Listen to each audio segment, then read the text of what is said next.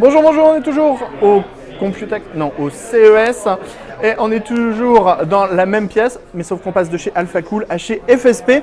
Et chez FSP, la principale nouveauté, c'est le CMT 710. Alors le CMT 710, regardez la taille qu'il fait, il est juste énorme en taille.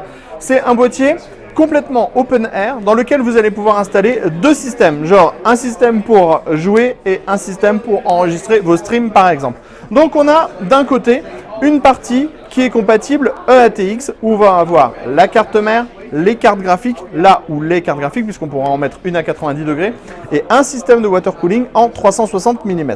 De l'autre côté, on va intégrer un système avec une carte mère en ITX cette fois.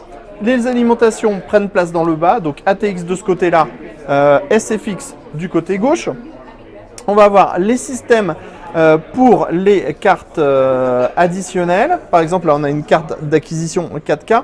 Et on va avoir les systèmes aussi pour les disques durs. Et on pourra ajouter un deuxième système de refroidissement en 360 mm. Au centre de tout ça, on a une grande vitre en plexiglas qui est dépolie et entièrement RGB qui va faire la séparation entre les deux parties du boîtier. Et dans la partie centrale ici, on va retrouver le power on, le reset, le système de gestion des diodes, les entrées-sorties audio, les USB 3.0 et enfin un USB type C. Au niveau du tarif, ça sera 499 € pour ce modèle. On continue avec les alimentations et la nouvelle Hydro G Pro.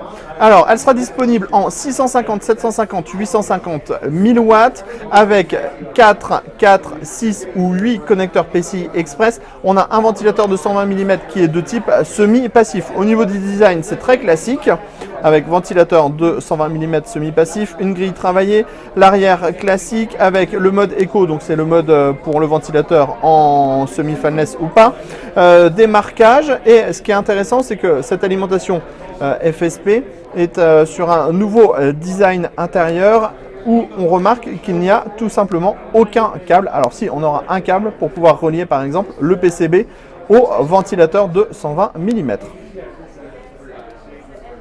Vous voyez que c'est assez complexe, il y a quand même pas mal de composants et surtout il y a beaucoup de points de soudure.